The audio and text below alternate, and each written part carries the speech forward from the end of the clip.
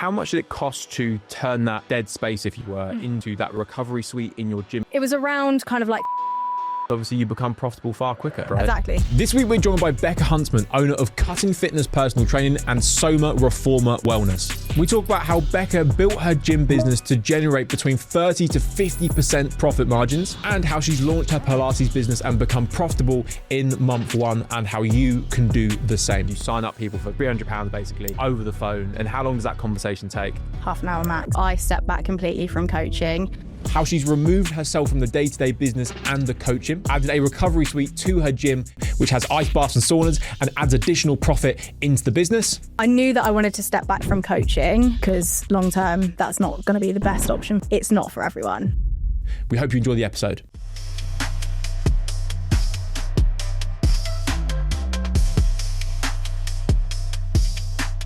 We'll get back to the episode in a second. If you're an entrepreneur, a founder, a gym owner, which you most probably are because you're watching or listening to this podcast, this is for you. It's a 2-day pure business event happening on May 12th and 13th at the London Gatwick Hilton Hotel. We've got the who's who of the industry attending. If you don't want to settle and you want to take things to the next level in your life, in your finances, in your business, this is for you. Head over to gymownersummit.com to find out a little bit more and to secure your ticket. And we'll see you on May 12th and 13th at London Gatwick Hilton Hotel.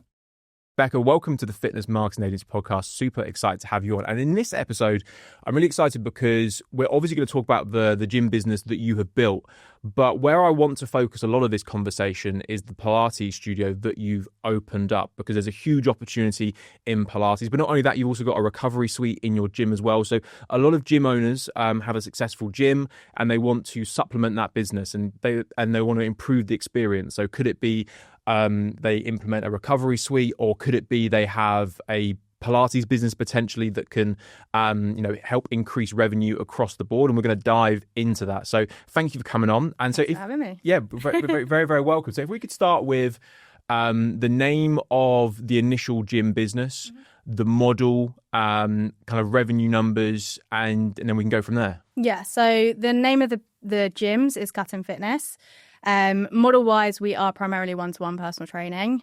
That's how we started. We have gone a little bit more into the small group, really, really small group on the 4-to-1.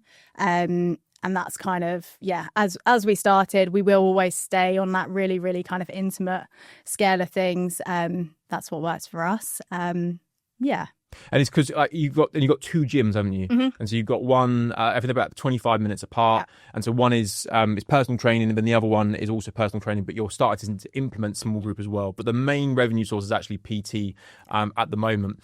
But you've built this in a way where you're not coaching any hours at the moment. And if you could also just run through what the monthly revenue is as well, that'd be amazing. Yeah, so we basically run the PT as one between both sides, so they are one company rather than individual. So it's two locations but one company. Yeah, exactly.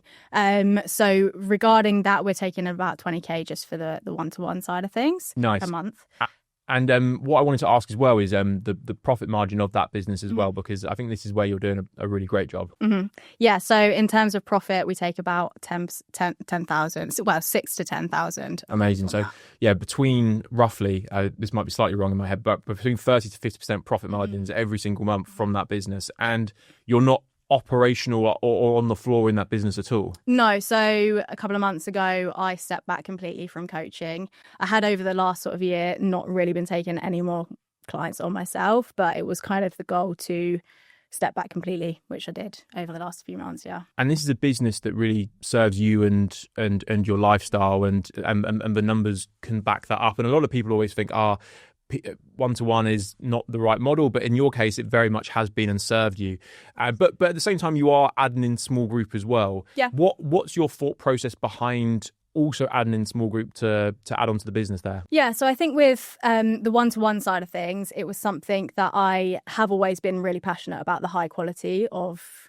what we produce essentially. And I think as well, like we do a lot with community as well, listening to the coaches that we obviously have working at Cutting Fitness, they prefer the one-to-one. So it's again not all about me and the business and what I want from it. It's about like hearing what the employees say as well.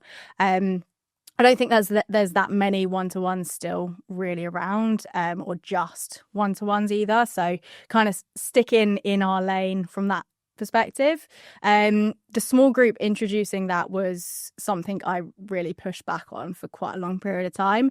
And the reason behind that was because I was a bit unsure on how we could still keep the quality of the sessions to the standards of kind of like the one-to-one. Obviously, you're going to lose a little bit, but there are ways, and I've seen it firsthand that there are ways to obviously still keep that quality. So yeah, I was very resistant for a good, 3, almost 4 years really to start introducing that. But the reason behind it actually finally introducing it was because the members gym at our Tennis Hill site, it is capped membership. So we do have, people come and use that as and when they please. But ultimately we did have quite a large amount of time within the gym, that gym particularly, where I thought, well, we could actually really utilise this time and this space a lot more. And so just to add in a bit of context there, so there's the PT side as well. And then on top of the PT side of the business, there's an additional open gym at one of the sites. Yeah. So our Hickstead site is just our personal training gym. It's about 1,000 square foot. That was our first site, and that is purely one-to-one. And I think the space fits nicely for one-to-one. I don't think we could fit small group in there quite easily, but we that's not kind of the route for that. Our Tennis Hill site, we've got a duplication of that kind of pod gym, and it's actually Tennis Hill site has 2 separate kind of buildings, and the Tennis Hill site has, like I say, the personal training space, and then also in a separate building the members gym, which is kind of 3 times the size of the PT gym. And how many people is it capped to in the open gym? Only 50. And it's capped right now. Capped. Yeah. So this isn't something you actively push. It's just a private gym for a small amount of people that really... Did you build that in mind of being an open gym, or is it just you had the space and we can add this in there? We built that in mind of being an open gym, but primarily what I was kind of getting from the Hickstead site was a lot of our clients were, say for example, we would do hybrid training for them. So we would see them once a week, would then say, right, we're going to program any of your additional sessions that you might want to do. And you might go to Pure Gym, you might be a member of, some of the local gyms, whatever. And I found a lot of people weren't doing that because ultimately the reason why they were coming to us in the first place was because they were intimidated by the gyms or didn't really know what they should be doing. So I thought, well, okay, I really need to open up like a gym that is big enough to facilitate for this. It doesn't have to be huge. It doesn't have to be, like an actual Pure Gym, but something on a smaller scale so that it is comfortable, friendly for them to come and get additional sessions in. So that's kind of why that was set up, with then the view of anyone who isn't part of our personal training to do that as well. And it's capped at 50 people, right? And it's £50 a month. Yeah. So it just adds an additional 30k a year into the business, 2,500, and that's on top of all the PT revenue there as well. And what's quite nice about that setup you have is that obviously there's the addition of getting the equipment in there in the first place, but then after that there's not really any running costs of that business. Running costs. Once you've been around, I think you've been in business for 4 or 5 years. Yeah. So once you've paid off the equipment, it's just that's just additional profit that comes into the business there. Yeah. And then on top of that, you've also got a recovery suite inside the gym as well, which we'll go into a little bit more detail. What I want to ask actually is let's start with the recovery suite. When did you decide to add the recovery section into the business? So the recovery was very recent, kind of back end of last year. It was always like a space within the Tennis Hill site, which it's kind of a separate room anyway. I was always a little bit unsure of what I wanted that space to be.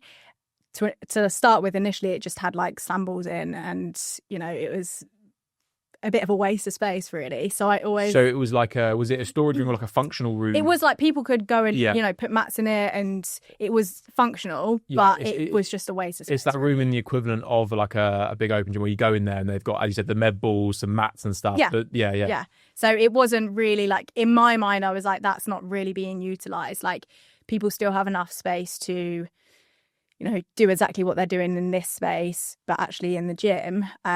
So I thought, well, actually, I want to change that whole area, put in kind of a bit more of a recovery suite, which benefits obviously our clientele, and also from a business perspective it makes more sense to kind of utilize that space as well. Yeah, so it adds an additional service, but then also becomes an additional revenue stream. Yeah, exactly. And again, now there are more running costs in terms of energy and all that sort of stuff, but once you've paid that off, again, that's going to supplement the business there. So how have you worked that into the business? Is it free for members? Is there a membership option? How have you ran that so far? Yeah, so it is an addition to the membership, purely off of the basis that we would have had to increase everyone's membership if we hadn't have like made it an additional option, which some people genuinely don't want that addition, and that's absolutely fine.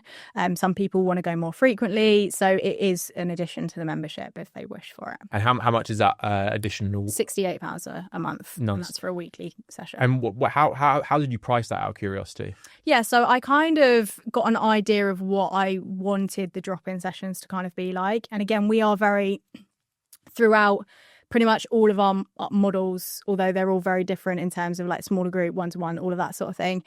I think it's really important to have consistency with a lot of the sessions. So we do most of our packages through memberships and like a monthly kind of membership. So that is kind of why I then put, right, if you are coming for a recovery session, it's the same as if you're going for a personal training session or going to a class, like you want to be consistent with it. Otherwise, it's a little bit of a waste of money. You know, if I'm going to the gym once and then having 2 weeks off, like fair enough, you might be spending less as a whole, but actually ultimately that less that you're spending isn't actually getting you results. Like it's not equating to anything. So we're very much with all of our kind of memberships across the board, Pilates and the gym, very much kind of push the consistency. So that's kind of why it's a membership rather than drop-ins. And so in terms of the recovery room, what's the setup? So yeah, run me through the setup. Yeah, so we've got the infrared sauna, we've got an ice bath, we've also got a massage gun. We also do have a room that kind of is within that space, which is a room for like massage as well. And so do people just book a drop-in session to go in there? They book an appointment so they can do their session, spend an hour, then go in there afterwards, basically. Yeah, exactly. And how much did it cost to turn that, kind of dead space, if you were, into that recovery? What was the fit-out cost and everything there? It was around kind of like 7K. To do it all? Okay, so that actually doesn't sound nearly. I was expecting a much larger number. So you'd be able to add a recovery room for just that's really, really good. Yeah. Because again, you become the lower the expense, obviously, you become profitable far quicker. Yeah, exactly. Yeah, amazing. And the numbers on that, I think for us to have like made back what we invested was about 60 memberships. Oh wow. Yeah, and so over the course of time, you'll start profiting that in no time at all, exactly. which is really, really good. And what are there? Some people might be thinking about, do I do this? Do I not do it? They might have a space in their gym. What are the pros for it? And then are there any cons that you found as well, like in making this decision? Like if you were to be kind of objective about it all? Yeah, I mean, I feel like it's like cons for me are really hard to think of. I know that sounds a bit ridiculous, but I don't really think about risks and stuff like that, which again is a pro and a con in itself, I suppose. But in terms of like putting that space in, pro to me, like it was obviously just a waste of space. It also didn't take that much to kind of invest in that. Con is it does take, at the moment, if I was to look at the members gym without that additionally in it, it would be, that's kind of like, I suppose, time where I need to ensure that it's kind of upheld with cleaning, stuff like that. So it does take a little bit more time from that respect. Obviously, we have outhouse cleaners. I'm not cleaning that, but just more time, I suppose, in terms of what's needed to be done there. And I think like anything, if you're going to add an addition to something, like there's always going to be more risks of things going wrong. Like, for example, I don't need to be at the members gym at all. The members can come in, do as they please sort of thing. But so it's not actually manned either. And that's because it's an infrared one. People just go in and it's self-sufficient. So you don't have to have, there's no additional staff cost to that. It's just the cost of installation and then the actual maintenance and cleaning. Yeah, exactly. So I don't need to be at the members gym at all for either, the gym side of it or the recovery side of it, which is a massive pro. But then also, for example, the door this week went wrong, and that took 2 days out of my time. So it's kind of with anything, there's more things that could potentially go wrong. But you know, it's kind of with any business venture, Yeah. right? There's always going to be those things. Exactly. But even if you had 10 memberships, and then over the course of the year, you would then get into a place of profitability, Yeah. which I'm sure you've got far more than 10 people paying Yeah. that as well. So that just makes a lot. So so you basically added a profit hub within the gym additionally, because that's profiting now every month for you, I imagine. Yeah. where that space before was literally doing nothing. Like, it literally had a couple of slammables in it. And Yeah. that was well. And so, yeah, you had these 50 memberships and this space. The space was doing nothing, probably wasn't really improving the experience that much. No. And by adding that space in, you've built another revenue and profit generator, and also enhanced experience, and also probably boosted retention, because if I'm paying £50 a month for this nice private space and you've got Pure Gym, which, yes, is bigger, but at the same time doesn't have sauna, doesn't have ice bath, and it is a large environment that might be nerve-wracking, it just cements the reason why those people should stay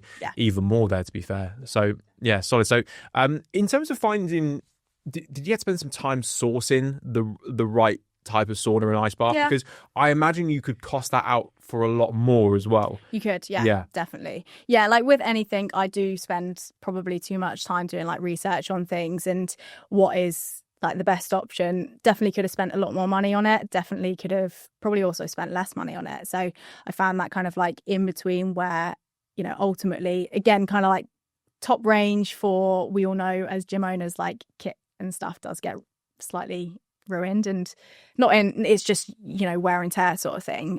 So it's one of those where it's that kind of like happy medium of, this is safe, it does the job, that's going to work. Now, just to move back to the PT business and also like the team you have in place, because, you know, you don't coach any sessions, No. but you started off as a one-to-one PT, started Exactly. coaching, and then is that where you got your first space, or?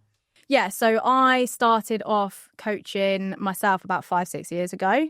I was working at Virgin Active initially, and it was actually around COVID time. I'd literally been there for maybe 6 months or so, and COVID hit. So like probably most people did, I started doing like online stuff throughout the COVID, kind of went back to the gym when it opened, and they were kind of like, well, you actually can't do anything additionally on the side. So I was like, okay, well, I'm probably going to leave. So I left and then started doing one-to-ones just in kind of like local gyms, built that, and then got the first facility. And then from there, more clients and started to get more trainers and more of a team. And how did you, and also this is just a little bit of a segue, but so you started training yourself 5 to 6 years ago, and then fast forward 5-6 years, you've got 2 locations, the open gym, recovery suite, and Pilates business, which is doing what we haven't even dived into that side of yet. So you've done an incredible amount in a pretty short space of time. There's a lot of, you know, gym owners that have been doing this a very long time and are still not where you are. So hats off to you in there. And before I go into my next question, actually, I will something we were talking about before recording, I think is a bit of a secret weapon you have from. Tell everyone about your first job that you had, because I think this is actually really, I would say, has played a good role to making sure that you have a good profitable business. Absolutely, yeah. So I was an accountant for 4 years. That was kind of, well, I didn't choose to take that route. It was actually more so the case. My mum, I was sort of saying before, my mum said, right, you finished college, you need to do further education, uni, or get a full-time job. Those are your 2 options. I knew that I didn't want to go into any further education, because at that point I actually really didn't know what I wanted to do. So I applied for a load of jobs. I actually remember I picked up the call from the accountancy asking me to go in, and I was like, I actually don't really remember what job this is for. So went in, and then I was there for 4 years, which I did really, really love during that time that I was there. I think, like you say, I learned some great skills, numbers, about business, because accounting is kind of about business, tax, all of that kind of stuff. So it gave me a really good kind of foundation. And this is most business owners' a lot of business owners' kryptonite is not knowing their numbers, and they might build a business and it might not be as profitable as they like. But is it fair to say that every time you have it, whether it's the PT studio, the open gym, the recovery suite, and then Pilates, you've been able to forecast for profit and make sure that your the business is doing what it needs to do for you? Yeah. Ultimately, especially with kind of like the Pilates studio, I knew the figures in terms of what I needed for profitability, and Any resources or books that you think are good for any gym owners to listen to, or any avenues to go down based on your experience at all? God, that's tough. I haven't read for a long time, but I've got out of the routine. But I've read some decent books in terms of probably just the standard, like Profit First. Lots of podcasts, lots of further education with, I think as well, like probably this is not very helpful, but a lot from my stepdad, who is very successful within business as well. So although he doesn't have a gym, it's very, very different. All of that knowledge, I think probably the most important thing for people to do is probably like network with other business owners and speak through that. Is Profit First how you kind of operate the business's finances? Yeah, that was one of the books that I've read most recently. That was something that I'd kind of, we did adjust some of our figures recently with the gyms as well, kind of increase some of our margins, and we then have implemented that straight into the Pilates space. Yeah. And so the big takeaway is some of you listening probably have read Profit First, but if you haven't, that is a great book to read. It will essentially help you make more money with the money that you've already got, which is rather than being like, I need to make more money so I can have money, you can actually get yourself into a position of profitability much, much faster. So I definitely recommend checking that out. But going back to my original question before I kind of sidelined a little bit, was about you went into one-to-one, you built up the client base and you started getting more team. How did you get to a point where you are no longer, you're not even in a position where you don't coach, you're not really operational in the PT side of the business? So what does the sort of organization and kind of structure look like of that business? Yeah, so we have essentially, again, with the kind of model being pulled apart a little bit more, we've got obviously our 2 sites we don't currently have 3 PTs in each site, but that is basically what it's built off of. So we currently have 2 at each site. Again, the PTs are quite hard to come by, and making sure that we find the right person that's going to stay with us and kind of build into our ethics and what we stand for is really, really important. We've had PTs kind of come and go, and that's absolutely fine. But basically with our Hicksted site, we've got our 2 girls who are fully booked. Again, fully booked to us is 30 clients. 30 clients. Yeah, 30 sessions a week. So again, kind of going off of the basis of 30 times 3 PTs. Like I said, at the moment, we've only got 2 in each space. But the girls are actually at that site doing between 30 to 45 per. And you're not like directly managing the PTs either. So who looks after them? So again, at the Hicksted site, we've got more of management put into place. Now that does run again because it's one company across both sites. So we've got Melissa, who is our head coach and assistant manager to me. She's like my first point of contact. And then we've also got Tanya, who is more kind of community manager. Nice. And so those are the people that you communicate with, and then they will communicate with the other coaches if need be. So not that you don't ever speak to the coaches, no. But it's but it's like from a day-to-day operations, like they will speak to them if anything needs to be done, and then you'll speak to them there as well. And you mentioned that some PTs have come and gone. Mm-hmm. With the PT model, sometimes a threat is that the relationships with the PT and then they leave, and has that ever happened, or have you? How do you ensure that doesn't happen, if that makes sense? Yeah, so it has happened once before. That was with one of the first person that I had it in. That was on a basis that they were self-employed. And again, like it's like anything, I could sit there and be like, oh, that really hurt. Or I could sit here and be like, that was a lesson, which we ultimately learned from very, very well. And so we've put things in place to ensure that ultimately, so for example, a lot of the clients that are PT's PT come from us and the ads and the leads that we get through. So we pass those down essentially. So there are certain areas. So for example, I think one of the most important things as a personal trainer to be able to generate leads is you've got to do lead generation. You've got to know how to do that. You've got to know how to do sales, all of that side of things. Our PTs don't necessarily know how to do that completely.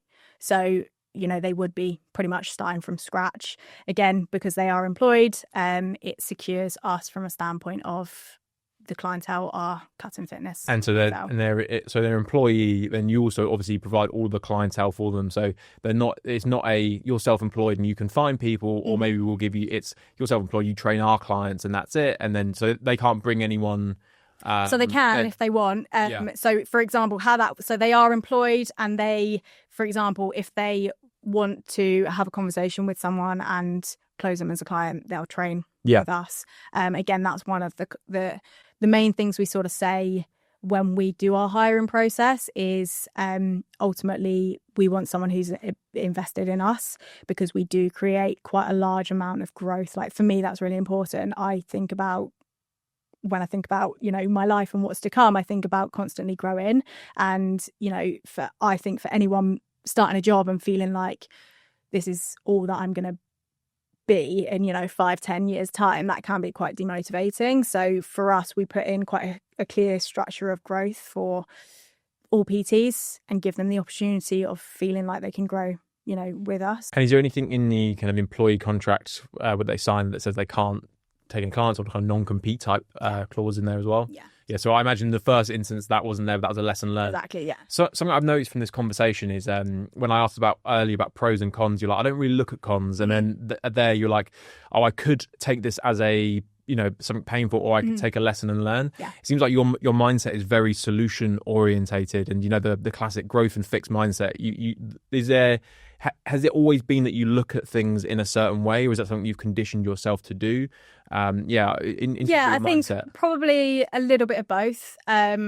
Ultimately, you've got to be quite a positive person to obviously look at things and try and grow from it. But I would say that like a lot of further education that I've done, a lot of mindset stuff that I've done over the last probably 3-4 years has made me kind of be able to look at things and step back and say, well, actually, what can I learn from this, opposed to, taking it as a setback or crying about it. How important is it, do you believe, to invest into mindset for you as a business owner? Massively important. Like I've invested thousands and thousands in, mindset stuff.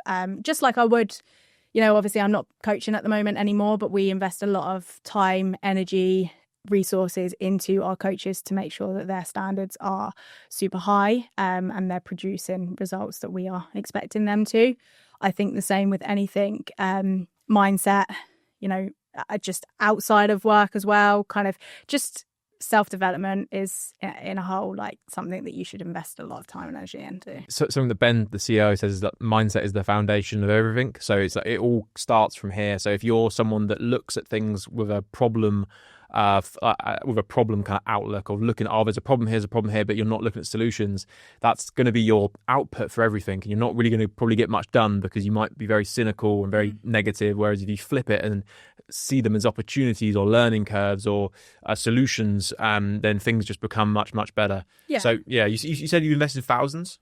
Thousands. Yeah. Wow. Amazing. And is that just into mindset, or is that all elements of the business, or all elements of like the business? Yeah. In terms of further education for like how to coach properly or nutrition, whatever that sort of mindset might be. And then again, kind of into personal development as well. And so you're a numbers focused person that is also, it's important to look at profit as well. So so that part of your mind could very easily go, well, if I don't spend thousands on mindset, or I don't spend thousands on this, I could have more profit in the business, or I could save money.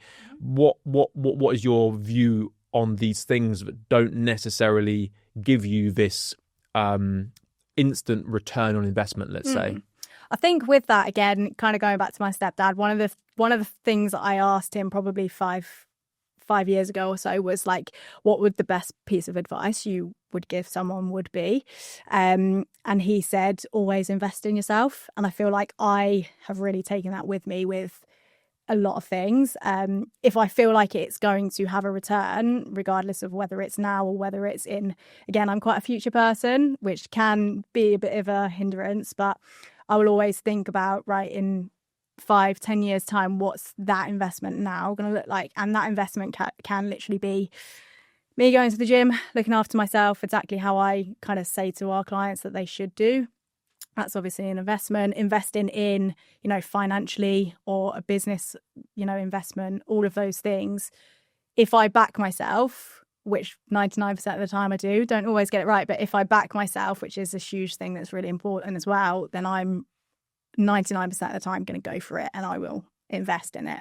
That's awesome. That's really awesome to hear. I think that mindset is so essential as a business owner to, number one, like, you are the best investment that you can make on yourself. Like, yes, you can put money into equipment and all this sort of stuff, but working on you as a business owner. And one of the things that you have also worked on is, like you mentioned, that a lot of PTs don't know how to market and sell and generate leads, but you have that ability. Yeah.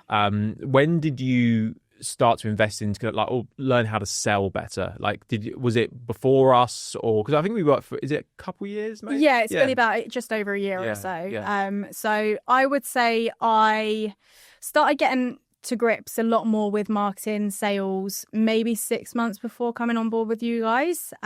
So I kind of, again, knew what I should be doing or should be kind of thinking about, or the areas of the business that maybe needed improvement.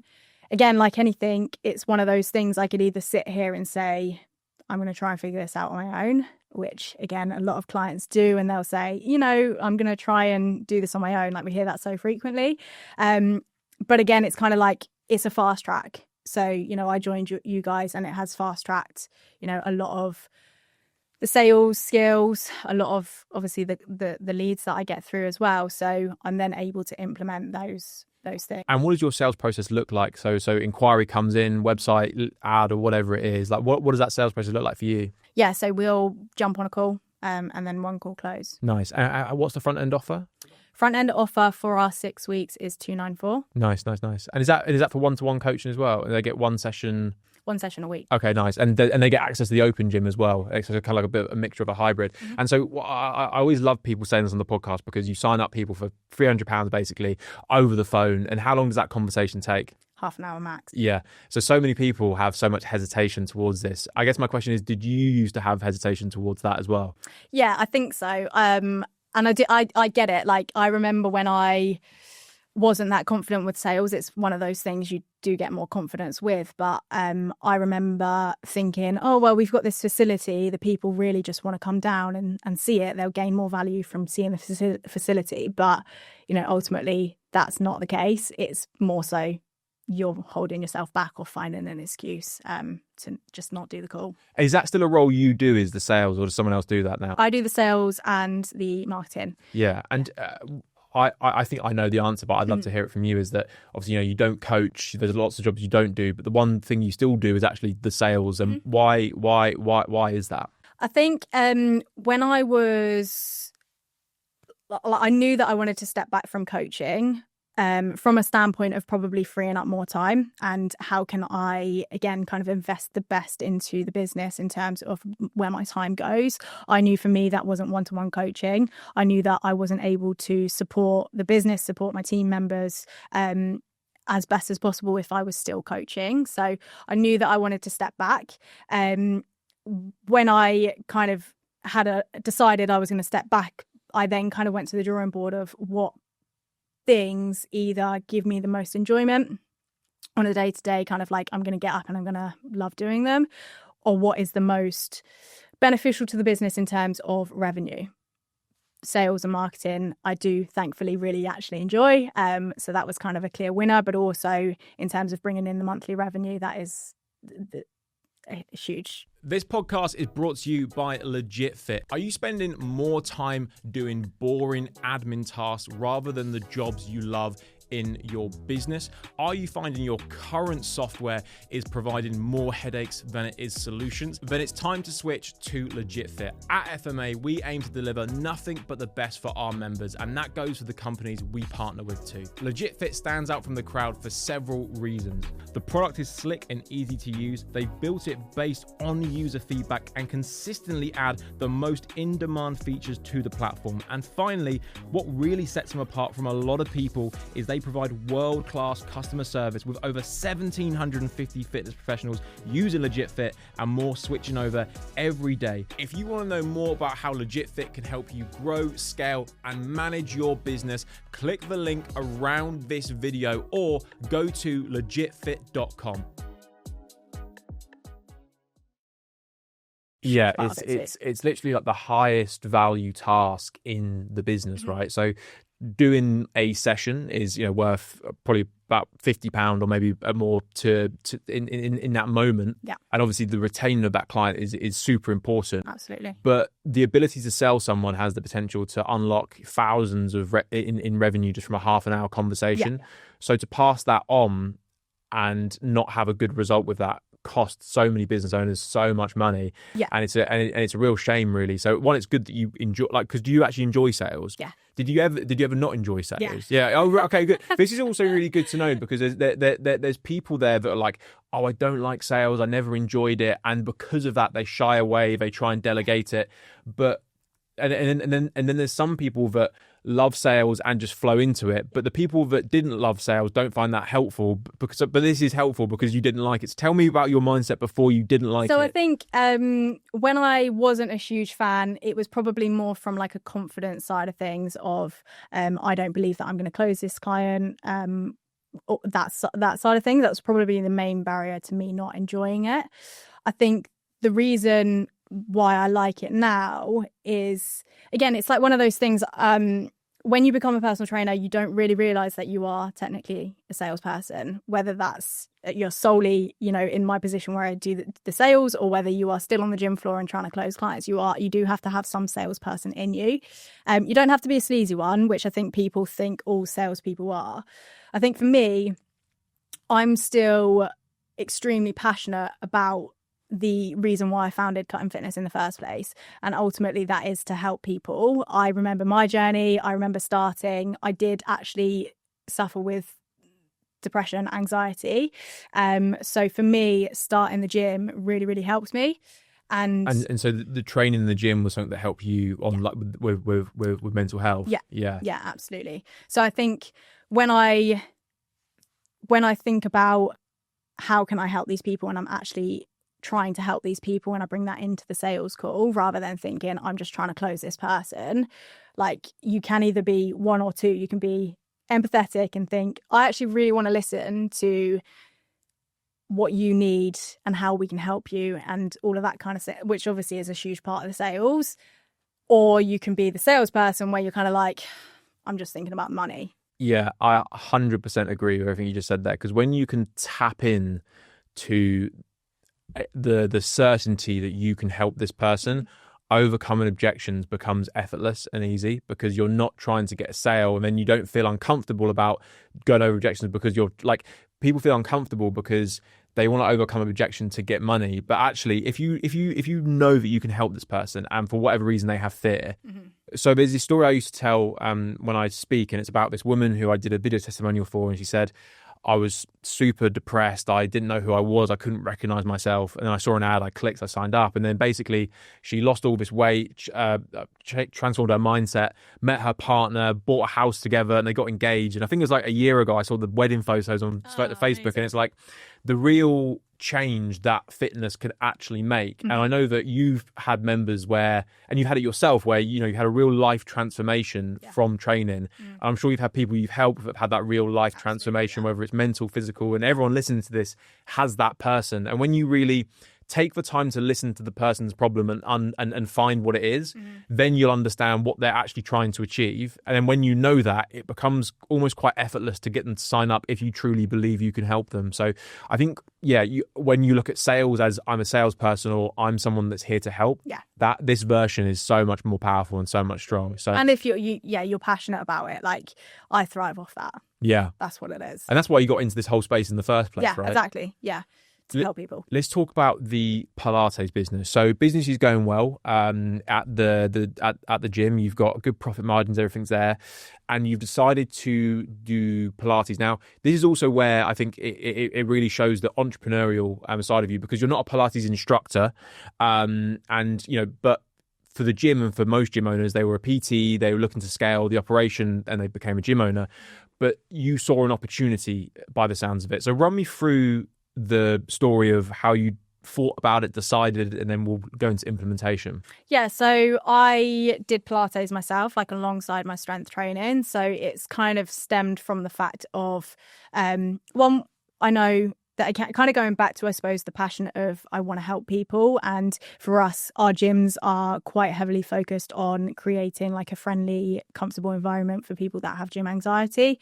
A huge amount of female audience in terms of kind of like 40 plus. So those are really the people that I find really passionate about helping.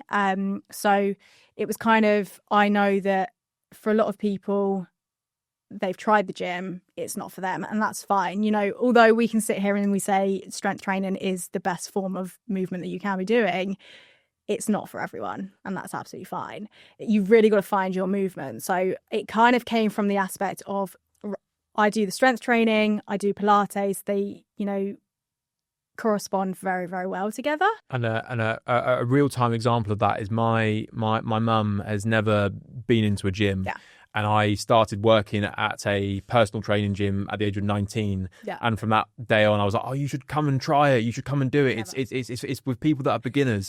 You know, like it's not intimidating. I was literally me telling, you know, someone who has complete trust in me how good this place is, and she still didn't want to go, but she does Pilates and she absolutely loves it because it's something that is for her. Yeah. My mum's exactly the same. My mum's never come. She's obviously come to the gyms, but she's never had a session with me, purely because I think she's a little bit scared of how much I'll probably work her. But I think it goes to show the real resistance there is within the marketplace, because, you know, we talk about how scared people are to come into gyms, and you can overcome that with marketing, but there are some people that still need help. Absolutely. That whatever it is, and again, it's like whether it's your own mum that you know, she could probably get free sessions at the gym. She does, yeah. Yeah. Now she gets free sessions at the Pilates. Or mine that could get like a good discount and a good deal, just didn't want to go through that side at all because there's an internal story they tell themselves about why they can't do this and all that sort of stuff. So the start of your inspiration was from being able to help more people? Yeah, pretty much.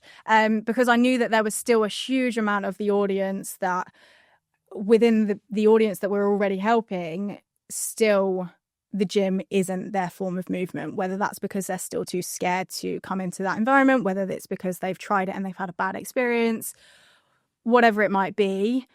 I knew that there was still a huge amount of that space that we could help. Yeah. And then so there's the finding or identifying a problem within the marketplace, right? Which is like 101, and like, is there a big problem? Like, yes, I've got these gyms, but there's still people that might not want to do it and do something else. And then from a commercial perspective, what was your kind of assessment of the marketplace in Pilates at the time? Because Pilates is blowing up. Yeah. Basically. Yeah. Obviously Pilates is trendy, and I think it's important to kind of mention that for me, it's a great time to be getting involved with Pilates. But again, it's not just from the standpoint of it's trendy, like let's jump on this bandwagon. It's the case of we're going against the grain with a lot of the things that we're doing in the Pilates space. So I think it's like Pilates is trendy more so now, and probably, you know, it's been around for years and years and years. But the reason it's trendy now is because younger individuals are putting it all over social media. So these 40-year-olds who have been doing it for years and years and years, you know, it's always been there. It's just a little bit more trendy now because it's getting a little bit more like visual on socials. Yeah. So for us, it's kind of actually, although, and I sort of say this quite frequently, we're a beautiful studio. We know that, we can see that, but we don't just want to be a beautiful studio. We want to be a space where, again, we're kind of following the same ethics of we are welcoming, friendly, and for those women who are within the 40s kind of plus, do still feel confident in starting their Pilates journey now. And is that your kind of target market to go for people that are a little bit older? Because you've got 6 beds, is that correct? Mm-hmm. So that is essentially like the size of a small group session. Yeah. But so because there's some Pilates places where it's a large session environment, but you've brought this all of your services have I would say the value of intimacy embedded into them. Even if it's the open or the private gym, there's still that intimate element and reason, and then the PT, and then it sounds, and it's the same with the Pilates element 100%. There. Yeah. And was that intentional? Was that always the plan? Because you could have gone for a big space, but you decided to do it small. The space that we've got, we could have probably had at least another 2 or maybe even 4 beds in the space. And what's really interesting as well is that it's £23 for a drop-in. Mm-hmm. So, you times that by, let's say someone does 2 times a week, you're looking just shy of £200 a month, which you're not miles away from SGPT prices with that. But also, I imagine it's probably, well, in terms of like the expenses of running that, is it similar or is it less? It is. So in terms of that, because, and the difference there is because obviously we have the one-to-one. So cost for a session is slightly less for the Pilates. Yeah, because you're paying someone to serve one person, but now obviously you're paying someone to serve 6 people simultaneously. Yeah. So in terms of like profitability for a single class, it's obviously a lot more. Similar for instructors, sort of pay. Again, they are employed, which is fairly unheard of in the Pilates space. Sort of similar to, I suppose, a PT. Like we see a lot of freelancers, self-employed people.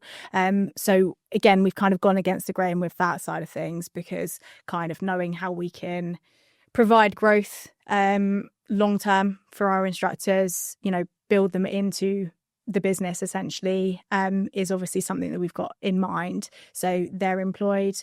So yeah, in terms of the cost we make per class is obviously more because it's 6 to 1. And obviously, you're a fitness professional in the industry, but not a Pilates coach, but you've done Pilates, but you're not necessarily, or before, not necessarily like a Pilates expert, if that makes sense. In terms of like teaching and stuff, but how did you do the research to make sure that you have a service that is delivered correctly, and also you have the right equipment, you've got the right layout, you've got the, what was the research and the stuff that, or did you do research? What was the process and what did that all look like? Yeah, I suppose again, yes, I did a huge amount of research, probably a little bit too much, spent loads of time. With that, in terms of the space itself, I was very aware of kind of ensuring that, again, we didn't overcrowd it, because I wanted to, the kind of first thought in my mind was, how can we take almost what we have from the gyms in terms of the one-to-one and create that in the Pilates space? Now, to me, anything more than 6 beds, you do dilute that. It makes it harder for the instructor. And I know firsthand from instructors that is the case. We're still highly kind of looking out for the form analysis, all of that side of things, which we can do with 6 beds in the class. So from that standpoint, the space was, like I said earlier, it could have had more beds in it easily. But again, going back to intention with connection with people is so important from every standpoint. We have that in the gyms. We have an amazing community. We even have a community manager who handles that and, does events and things like that. I want that into the Pilates studio. So we've created a space, like I say, with almost that extra space where we could have had more beds. We've created the community space. So it's not the case of you walk into the studio, you're literally in the studio. I'm done with my class. I've got to leave straight away. Like, there's an area for people to feel, again, calm, relaxed. They can sit down, talk to people if they want to. And when you were looking for the space, is there anything, so when you're looking for a gym space, there's a certain criteria you're looking for space, and like when you're looking for Pilates space, is there anything different in terms of like, does it tick all the boxes that I'm looking for? Is there anything different that you need or don't need in comparison to a gym? Yeah, so I think with like the Pilates space, I was pretty set on making sure that it was high street. We're directly on the high street. So number one is like, I want to have good foot traffic, whereas your gyms are a little bit tucked away. Yeah. And so a lot of people's gyms are in a business estate, and from the outside it looks a bit industrial. And I think with Pilates is you don't want the industrial vibe. You can get away with kind of grungy for a gym, but the aesthetic is quite important for Pilates. So you wanted like a high street vibe. Yeah. So high street was one for footfall, and obviously kind of how it looked visually. It doesn't need to be a huge space either. Obviously you've got to make sure kind of the space works with the flow with the beds, but generally it doesn't need to be that big. Again, kind of I wanted to make sure that they were all like the beds placed in line with each other, because I think that's more comfortable, rather than if I'm behind someone, you might think, oh, someone's behind me and kind of looking at me sort of thing. So took that into consideration. Again, kind of how does it flow with people coming through? So we actually put a walkway in. So it was just kind of like a really like 22 meters long, 4.5 meters wide. So really long space. And And I wanted to basically put a walkway in that ran pretty much the whole way down the unit. And when people come in, that is like the bit that they love, because it does look beautiful. It was on my Pinterest board, and I was like, that is not happening. But And so was that part of the research? You had a Pinterest account and you would do research and then I've got quite a wild imagination anyway, which is sometimes not great, but I kind of knew what I wanted and I had it mapped out in my head. I also kind of like downloaded one of the like graphic design kind of apps and literally did a 3D kind of so you kind of modelled the space. Did you model it after you saw the space or before? I went and saw the empty unit, and then I modelled it from that in terms of what I wanted, how I would fit, like how. And that's something you did yourself. So, and because some people might want an interior designer or anything like that, but you didn't do that. You were able to just did it myself. And I think as well, kind of from the point of I knew how I wanted the space to feel. Like I say, going back to that walkway, I knew that I wanted people to be able to come and go as they please to the locker area and the communal area without walking directly through the class. So that was important. Did you visit many other Reformer Pilates studios to get inspiration? Not in person, not only a few, which again, they are very different. They can go from kind of like a smaller, maybe 4-to-1, or even bigger to, there's some in Brighton that are like 20. And it definitely does range. If you work with one where it's like a bit of a nightclub in there, and it's all about like pumping music and like getting really sore and like almost like a high intensity esque version of Reformer Pilates, but yours is the complete opposite. I imagine very calm, very non-intimidating. How much did it cost you to kit it all out with the beds, with the interior? Did you have to do anything to the floor? You have to get a new floor in? Or? New floor, but that was kind of like my choice. Is the floor, because with a gym, obviously the flooring sometimes can be the most expensive part, right? And soundproofing and all that sort of stuff. Does it cost less for Pilates? Yeah, the Pilates floor is literally LVT. So you could just have any floor really, but there's also an aesthetic that you probably wanted to match. Yeah, exactly. I got you. Yes. So how much did it cost to kind of kit everything out? 40k. Okay, cool. So 40k is quite to kit out the entire place. And then what are the running costs of the place on a monthly basis? Yeah, so on a monthly basis, we've obviously got staff costs, which can be about 2,500, maybe slightly more. Again, we've only currently got 2 instructors and they are employed. Again, going off kind of a little bit of a tangent there, but I thought it was important to only have a couple employed instructors rather than we see quite frequently 10, 15 instructors on a timetable. And going back to connection, community, those things being really important, I think it's really important when I walk into a class from, again, kind of put myself in the consumer's perspective. If I walk into a class, I expect the instructors to know who I am, what I did previously, if I've got any back issues, very similar to the standards that we would have in the gym. So you want to make it almost like a personalised service rather than a class where you go in and it's like, welcome everybody, we're going to do, there's a connection between the coach and which I think is, in the Pilates is so popular now, right? And then there's so many different types of it. It's very similar to fitness, right? You have fitness classes, small group classes, and it's like, how do you stand out with competition? And that personalization sounds like that's what you're going for. Exactly. Yeah, exactly. So that's why we only have a couple of instructors, because I feel like, if you've got any more than that, it is the case of you don't really know who you're coming into and they can't build that connection. So how much does it cost to get a bed? A bed is it can kind of range. They are a couple of grand usually. And is there ones like you could get cheaper that are bad, and then ones that are like in terms of like finding, because again, if you're like a gym owner and you're like you as a gym owner, you might know that like the ski ergs are good, bike ergs, all that. You kind of know the equipment, and then the equipment that's a little bit, let's say, less. Yeah. But with Pilates, you might be going a bit blind. So how did you find a good quality base? So again, like there are ones on the market that are the higher quality ones, which again I kind of knew from doing Pilates, and again a little bit of research behind. So you can get cheaper ones. Generally speaking, again, like for example, I know from our instructors, you can get like lower beds, which are almost like on the floor, which thinking about our kind of clientele, that might be quite hard for them to get. It might only be a couple of inches between it, but that might be the difference between them struggling to get up from the bed or actually getting up quite easily. So again, it's kind of and it's preference, like aesthetics. I'm not going to lie, like ours look pretty as well.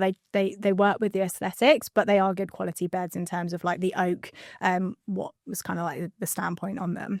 And did in terms of funding, was that funded from the gym? So it was like self-funded. Yeah. And that came from earnings and gyms, so you didn't get any funding from elsewhere. But again, like it seems like quite, some people will get an SGPT gym and spend £250,000 on it, maybe more now.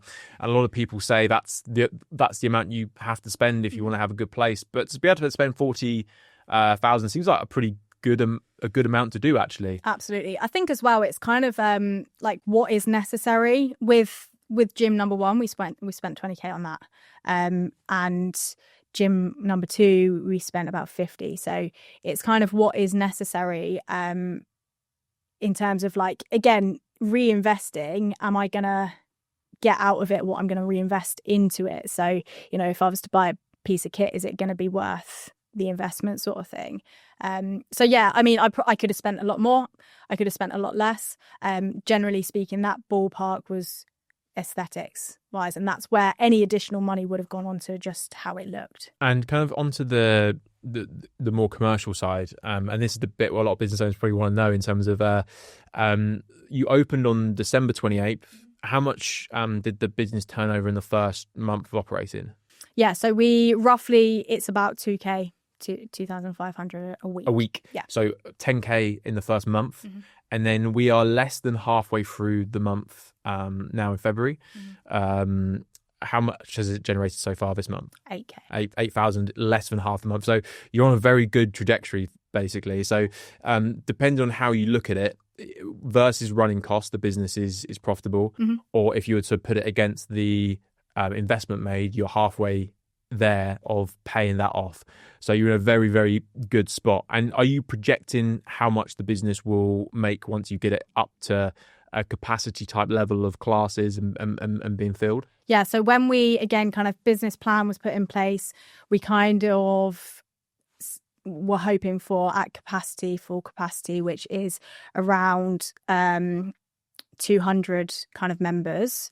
We will be at about 20k a month. 20k. And then again, the expense 2.5k on staff, and then the building itself. So the profit margins there, are you probably looking at over 50% potentially? Yeah, it's about 68%. Wow, that's very good. And I love that you know specifically who's at a 68% as well. That's, you know your numbers. We know we're speaking to an accountant here. Yeah. But yeah, that's awesome. So the business itself will actually be more profitable than the gym.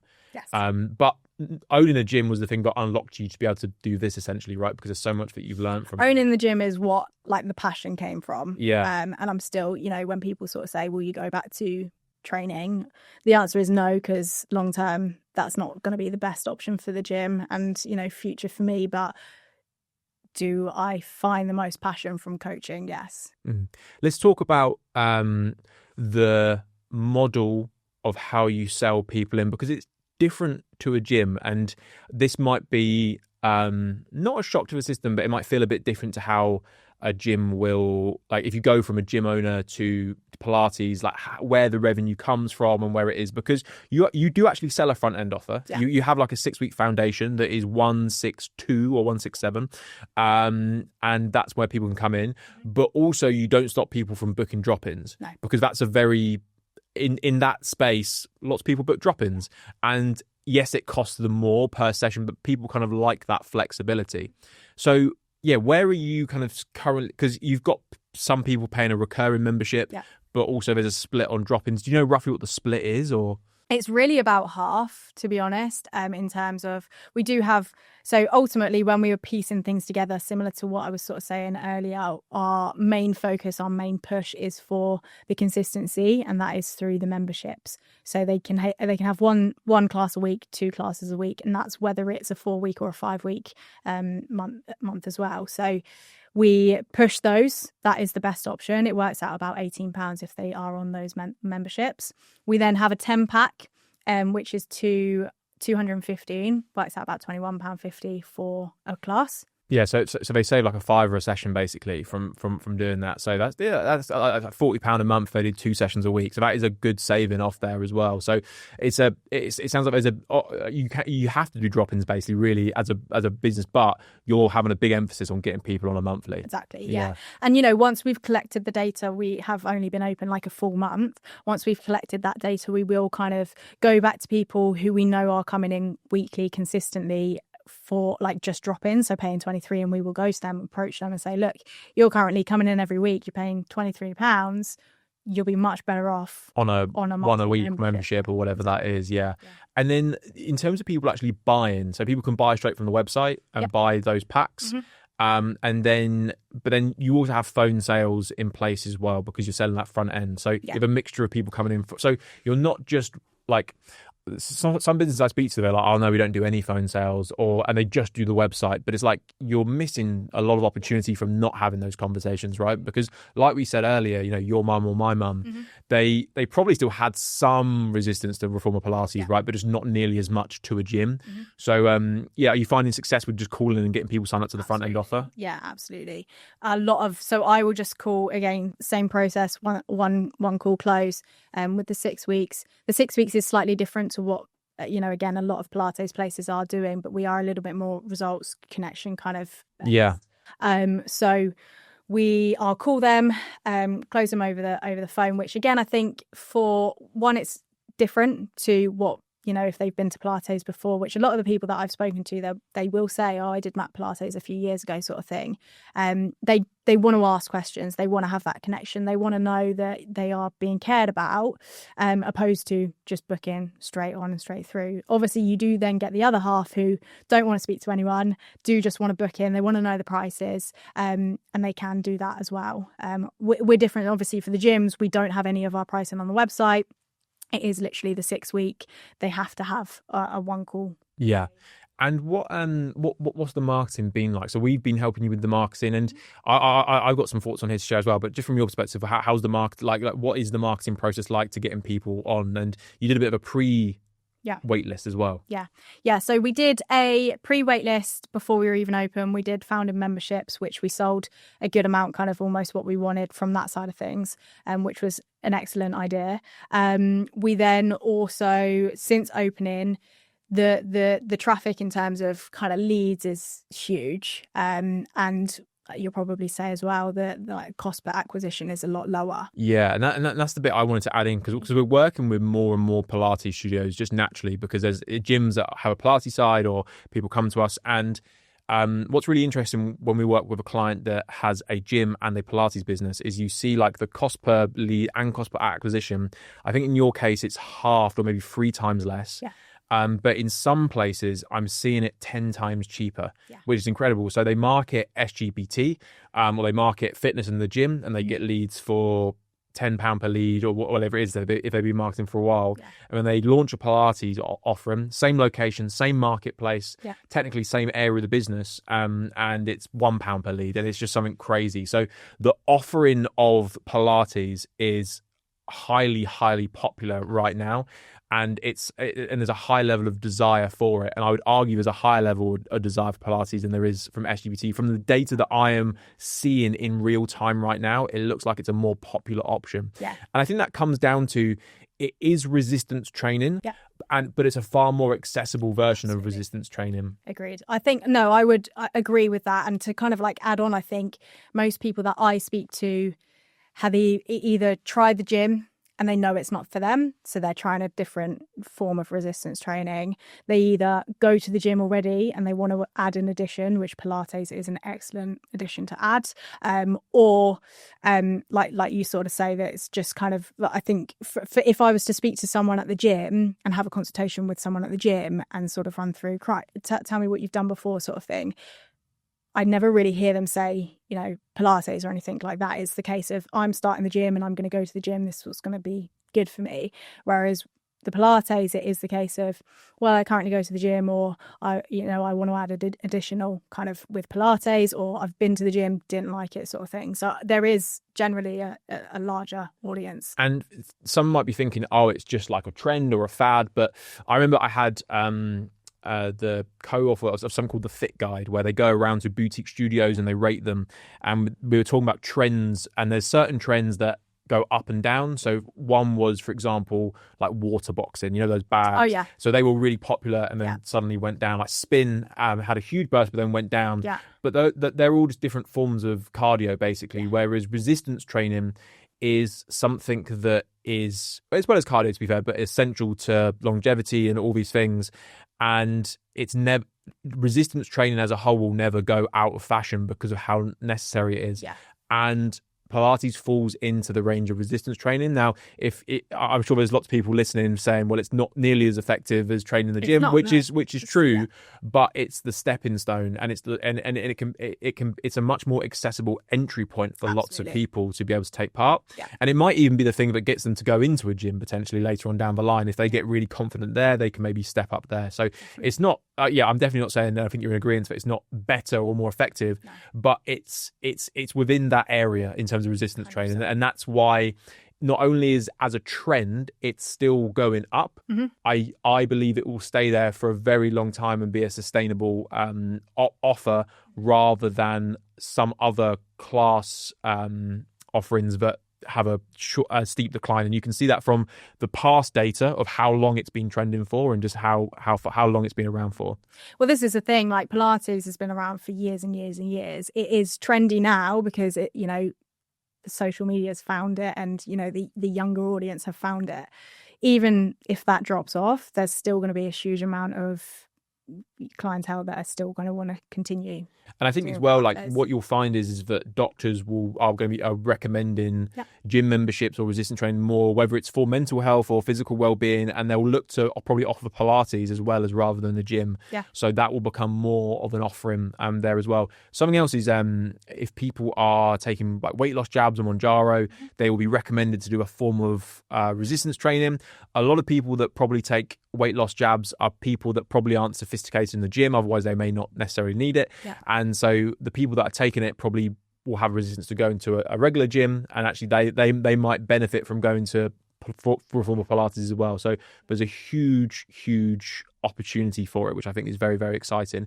Are there any big piece of advice you'd give anyone that's going to do it or thinking about doing it? I mean, lessons you've learned from the process?